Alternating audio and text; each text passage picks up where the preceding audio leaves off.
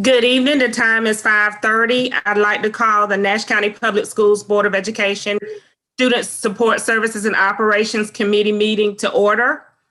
We'll first start with a roll call. Board Member Dee Chavis.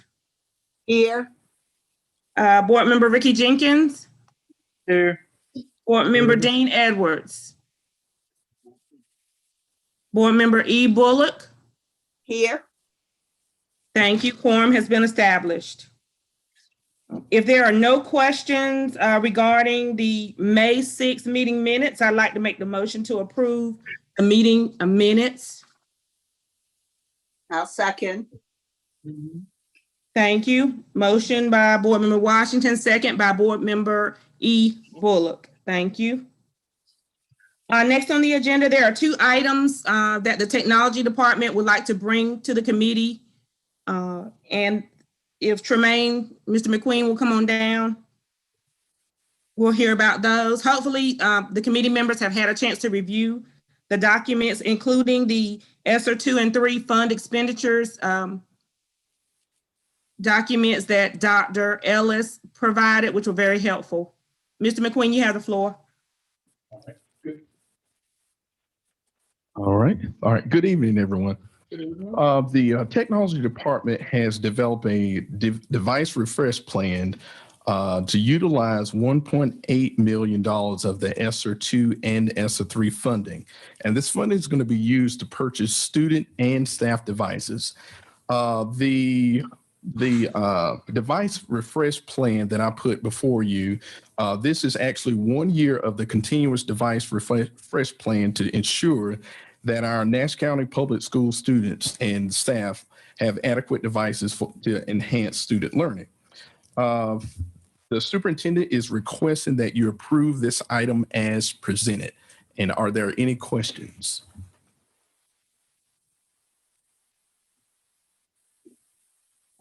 Is there a motion to recommend approval of the device refresh purchase plan to the full board? It is Madam Chair, I recommend that I move that we recommend to the full board approval of the purchase as presented. Second. Okay, it has been moved by Board Member E. Bullock and seconded by Board Member D. Chavis for the record. Is there any discussion? All right. Mr. McQueen, you have the floor. All right. Our second item is ERate infrastructure projects and funding.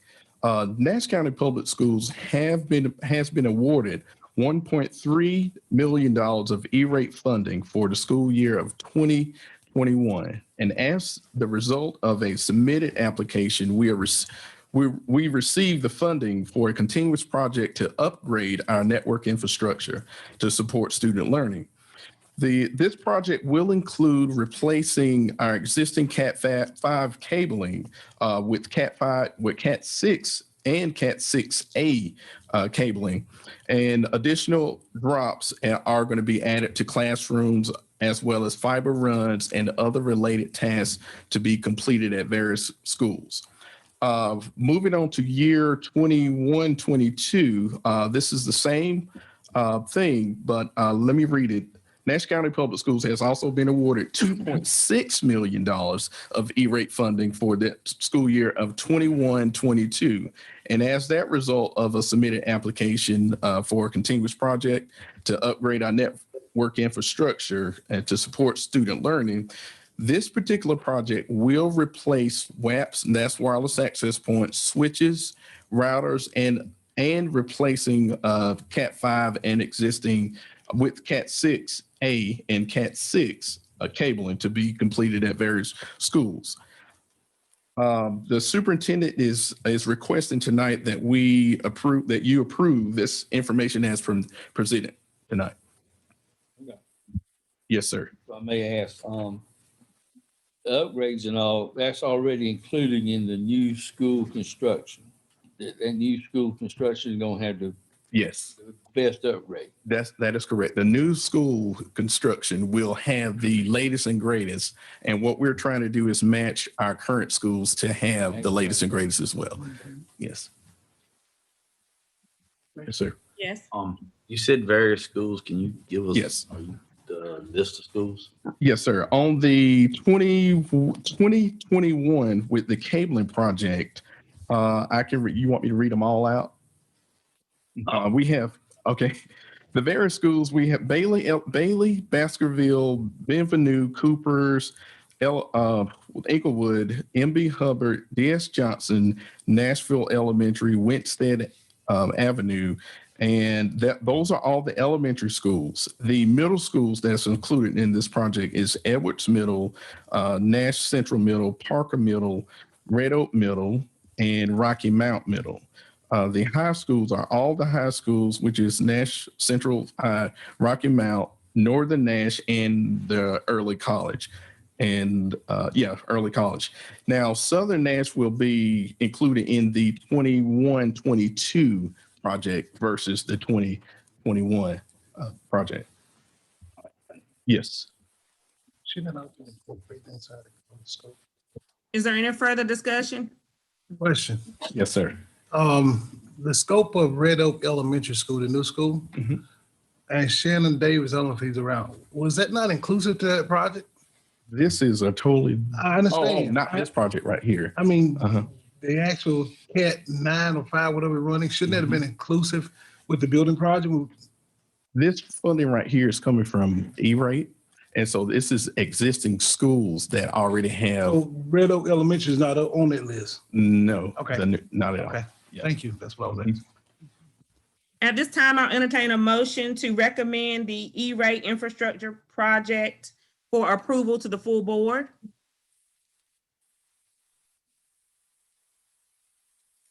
Madam Chair, go Yes, ahead. Go ahead. I make that motion. is there a second? I second. All right, so it has, the motion was made by Board Member Chavis for the record and seconded by Board Member Bullock. All right. Thank you, Mr. McQueen. All right, Transportation has two items that they would like to recommend for approval. Is Mr. Litke in? There he is.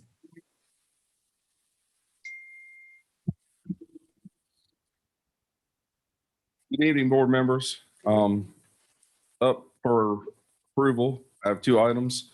Both of these items are being paid with funds that were not spent this year due to COVID with our reduced operating. So with our state money, if we don't use it, we lose it.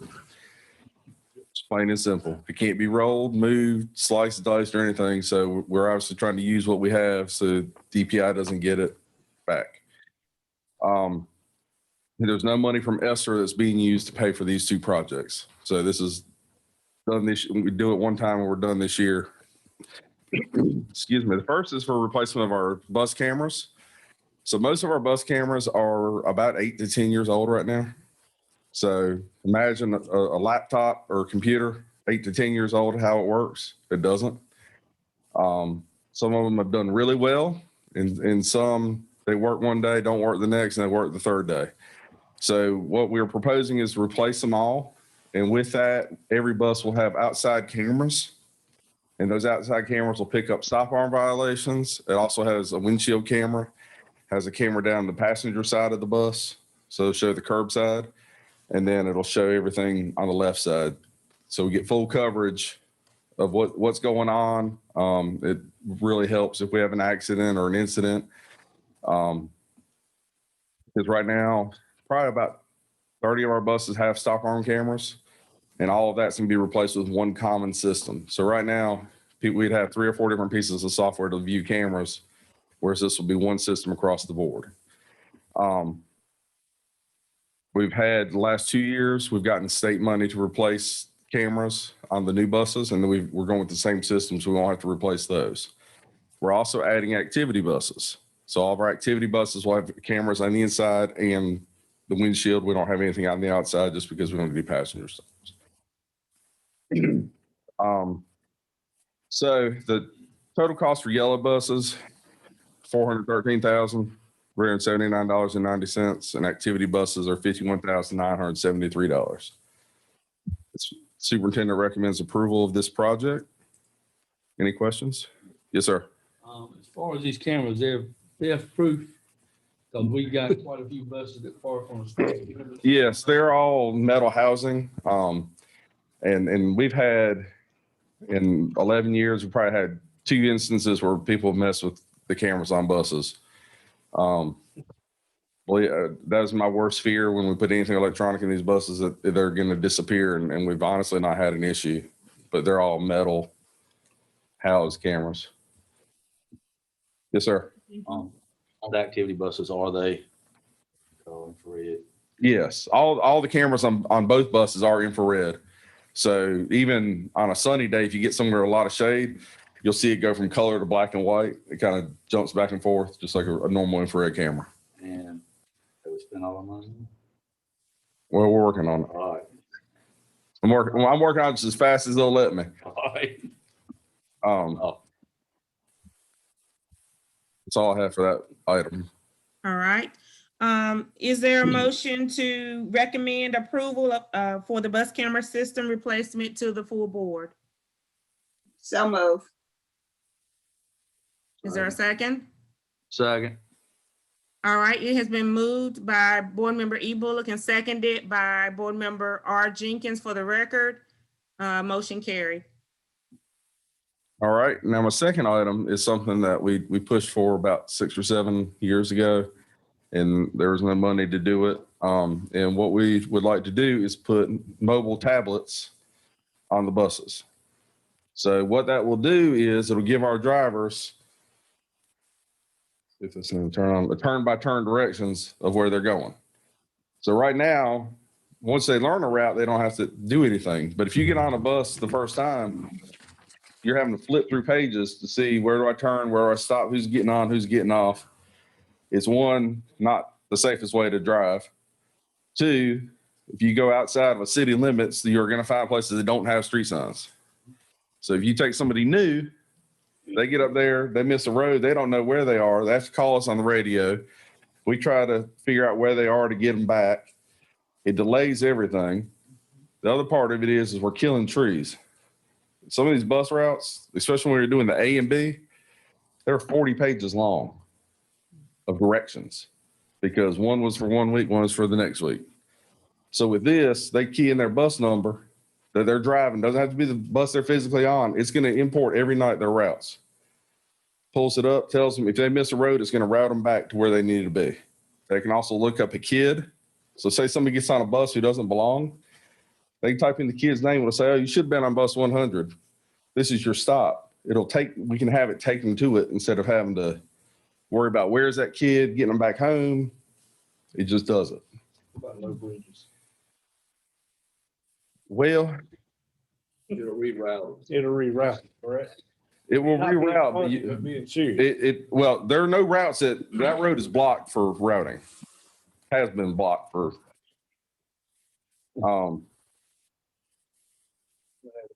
I don't know how to answer that one. Will it route you around? Yeah, it'll route around closed off roads. Yeah. It obviously can't stop somebody from going cowboy. No more no's and eights, right? That's correct. Yes, sir. This is all like GPS, actions, this system. Yes. So what happens when there's no signal? It's picked up off of the satellite. So it loads at night. So even if this is not, I mean, I was hoping the thing was going to talk when I turned up. When I was playing with it earlier in office, it'd say continue 200 feet to North Winstead Street. So it stores the information. It stores everything right on here. Okay. And it's all mounted securely. This mount is a demo one they sent. So this just hand turns, but it's got a torque and it has a little security knob in the middle of it. I forget what they called it. So we're excited about it. I think it's going to help It'll help get route changes out to drivers. Because right now, if we make a change, we have to rely on printing out a piece of paper or sending it to a school. They have to get it to that driver before they turn around and leave. So you don't know how theft-proof they are yet because they haven't been used. The other school systems that have used them have not had any issues. And if somebody were to take it, it doesn't do them any good. They won't know that until they take it. Right. Can you track it?